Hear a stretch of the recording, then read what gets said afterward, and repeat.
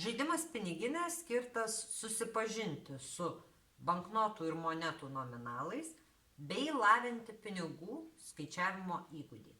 Taigi pirmame etape mes žaidžiame taip. Ridename abu kauliukus, išridentus skaičius sudedame. 1 plus 11 yra 12.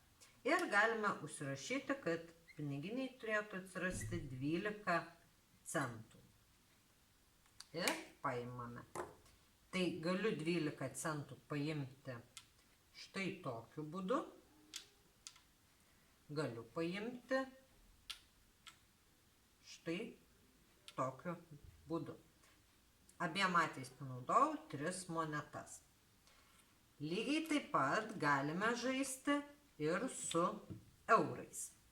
Tai yra, ridename kauliukus, gautus skaičius sudedame, 6 plus 9 yra 15, šį kartą žaidžiame su eurais, susirašome eurai. Ir 15 eurų galiu pasiimti štai taip. Tai yra panaudodama 3 banknotus ir nei vienos monetos. Arba 15 eurų galiu sudėti štai šitaip.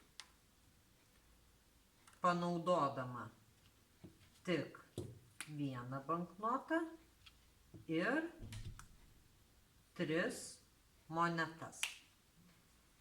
Taip žaidžiame, vis ridendami kauliukus ir dėliodami su centais arba su eurais gautas sumas keliais skirtingais būdais, kad pamatytume, jog tą pačią sumą dažnai galime paimti keliais visiškai skirtingais banknotų ir monetų nominalais.